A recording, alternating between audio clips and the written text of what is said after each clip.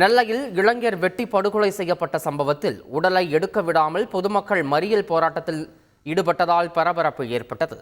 நெல்லை மாவட்டம் நொச்சிக்குளம் பகுதியைச் சேர்ந்த அன்பு என்பவர் கலையரங்கம் அருகே படுத்து உறங்கிக் கொண்டிருந்தார்.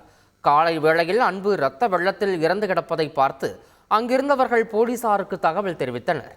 சம்பவ இடத்திற்கு வந்த போலீசார் உடலை கைப்பற்றி பிரேத பரிசோதனைக்கு அனுப்ப முயன்றபோது கொலையாளியை கைது செய்ய கோரி உடலை எடுக்க விடாமல் பொதுமக்கள் போராட்டத்தில் ஈடுபட்டதால் பரபரப்பு ஏற்பட்டது. போலீசார் பேச்சுவார்த்தையை தொடர்ந்து உடல் மருத்துவமனைக்கு அனுப்பி வைக்கப்பட்டது. இந்த சம்பவம் தொடர்பாக போலீசார் விசாரணை மேற்கொண்டு வருகின்றனர். நெல்லையில் கஞ்சா போதையில் இருந்த சிறுவன் இளைஞரை வெட்டி படுகொலை செய்ததாக தகவல் வெளியான நிலையில் அதுகுறித்து போலீசார் விசாரணை மேற்கொண்டு வருகின்றனர்.